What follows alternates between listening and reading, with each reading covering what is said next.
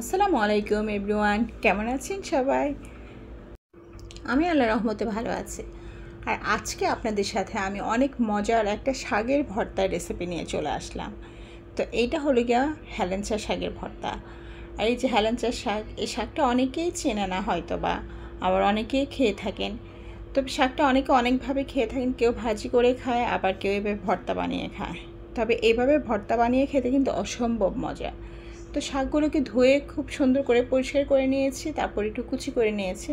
এখন আমি এখানে ভর্তার জন্য বাকি ইনগ্রিডিয়েন্টগুলো ভেজে নিচ্ছি। তো প্রথমে এখানে 4-5 কোয়া রসুনের দিয়ে দেবো, তারপরে 4টা শুকনো মরিচ দিয়ে দিয়েছি, আর এখানে মাঝারি সাইজের 8টা চিংড়ি মাছ দিয়েছি। তো মাছ, রসুন আর মরিচটাকে খুব ভালো করে আমি এখানে ভেজে নেব। শাক ভর্তার সাথে আপনি চাইলে যে কোনো মাছ দিতে পারেন, তবে চিংড়ি মাছটা দিলে টেস্ট একটু বেশি হয়। আর মাছ ছাড়াও শুধু রসুন, পেঁয়াজ আর শুকনো মরিচ আর সরিষার তেল দিয়েও কিন্তু ভর্তাটা করা যায়, সেভাবেও খেতে খুব একটা খারাপ লাগে না। তো যাই হোক, মাছগুলো আমার ভাজা হয়ে গিয়েছে। এখন আমি একটা প্লেটে উঠিয়ে রাখছি, আর ওই অবশিষ্ট যে তেলটা ছিল সেখানে আমি এখন শাকগুলো দিয়ে দিলাম। আর দিয়ে দেবো এখানে আমি সামান্য পরিমাণ লবণ। লবণটা এখানে আমি খুব বেশি ব্যবহার করব না, পরে ভর্তার সাথে আবার লবণ দেব। তো লবণ দিয়ে শাকগুলোকে খুব ভালো করে উলটপালট করে নেড়ে কিছুটা ভাপিয়ে নেব। সিদ্ধ হওয়া পর্যন্ত আমি শাকটাকে ভাপ দেব। আর শাকের গায়ে যে পানিটা আছে, পানিটাকে একদম শুকিয়ে নেব। আপনাদের এলাকায় এই শাককে কী নামে ডাকে, আর এই শাক কীভাবে আপনারা খেয়ে থাকেন তা অবশ্যই কমেন্টস করে জানাবেন।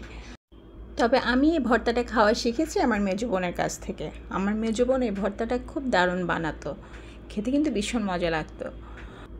গরম গরম ভাতের সাথে কিন্তু এই ভর্তাটা বেশ দারুণ লাগে খেতে। এই পর্যায়ে এসে শাকটা সিদ্ধ হয়েছে কিনা একটু চেক করে নিচ্ছি। শাকটা আমার একদম সিদ্ধ হয়ে গিয়েছে। এখন আর একটু নেড়ে ছেড়ে শাকের পানিটা একদম শুকিয়ে নেব। এই যে দেখেন, শাকটা কিন্তু একদম ঝরঝরে হয়ে গিয়েছে। তো এই পর্যায়ে এসে আমি চুলার জালটা বন্ধ করে দিয়েছি। শাকের মধ্যে যেন কোনো রকমের কোনো পানি না থাকে, শাকটা একদম ঝরঝরে করে নিতে হবে।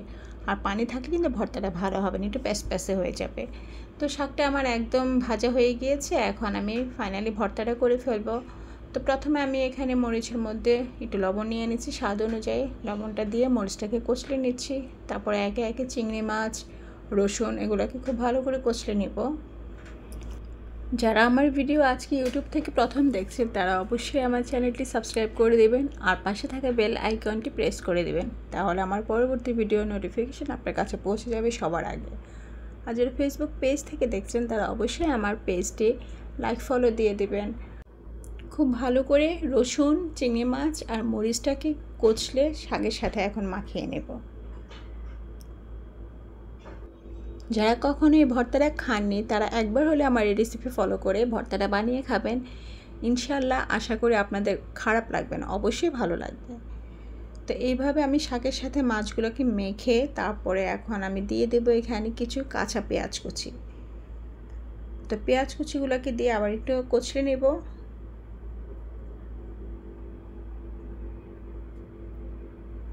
তারপরে এখানে আমি এখন পরিমাণ মতো সরিষার তেল দিয়ে ভর্তাটাকে মাখিয়ে নেব।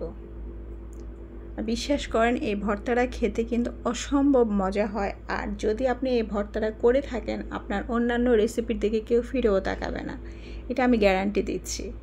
বাচ্চা থেকে বুড়ো সবাই এই ভর্তা খেতে পছন্দ করবে। আমার বাসায় যেদিন এই ভর্তা বানানো হয়, সেদিন তো সবাই এই ভর্তা দিয়ে চিটেপুটে ভাত খেয়ে উঠে যায়, অন্য তরকারির দিকে আর কেউ তাকিয়ে দেখে না। তো আমার ভর্তা মাখানো শেষ। আর এই ভর্তা করতে খুব বেশি একটা কিন্তু সময় লাগে না। তো আমার ভর্তার রেসিপি আজকে আপনাদের কেমন লেগেছে কমেন্টস করে জানাতে কিন্তু ভুলবেন না। যদি রেসিপি ভালো লাগে তাহলে ভিডিওতে একটা লাইক, শেয়ার দিয়ে অন্যদেরকে দেখার সুযোগ করে দেবেন। আর আজকে এই পর্যন্তই, আবার দেখা হবে ইনশাল্লাহ আগামী কোনো ভিডিওতে। সে পর্যন্ত সবাই ভালো থাকবেন, সুস্থ থাকবেন, আমার জন্য দোয়া করবেন। আল্লাহ হাফেজ, আসসালামু আলাইকুম।